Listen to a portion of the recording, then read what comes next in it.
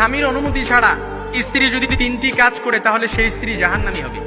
কথাটা শুনতে খারাপ লাগলেও কথাটা কিন্তু আমার কথা না, আল্লাহ রাসূল সাল্লাল্লাহু আলাইহি ওয়াসাল্লামের হাদিসের স্পষ্ট নির্দেশন। কোন স্ত্রী যদি স্বামীর অনুমতি ছাড়া এই 3টি কাজ করে তাহলে সেই স্ত্রী জাহান্নামী হবে। এজন্য আমার মা বোনেরা ভুলেও যদি স্বামীর অনুমতি ছাড়া এই 3টি কাজ করে তাহলে সে জাহান্নামের দিকে নিজেকে অগ্রসর করতে যায়। এজন্য আমার মা বোনরা সবাই জান্নাতে যেতে চায়। এজন্য আজকেই পৌঁছায় দিবেন আমার মা বোনদের কাছে, এই খবরটা পৌঁছায় দিবেন।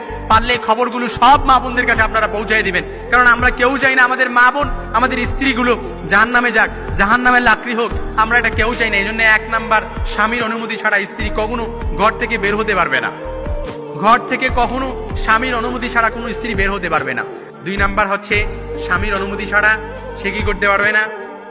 স্বামীর অনুমতি ছাড়া কোনো স্ত্রী নফল রোজা, নফল নামাজ আদায় করতে পারবে না।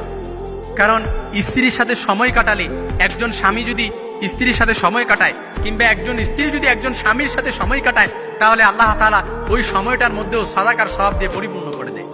আর যদি একজন স্ত্রী একজন স্বামীর সাথে একটু মুচকি হাসি দিয়ে কথা বলছে, আবার একজন স্বামী স্ত্রীর সাথে মুচকি হাসি দিয়ে কথা বলছে, ওয়াফি তাবাসসুমুকা ফি ওয়াজহি আখিকা, তিরমিজির বর্ণনা এসেছে, এই যে মুচকি হাসি দিয়ে কথা বললেন ওইটার মধ্যে আল্লাহ তাআলা সওয়াব দিয়ে পরিপূর্ণ করে দেয়।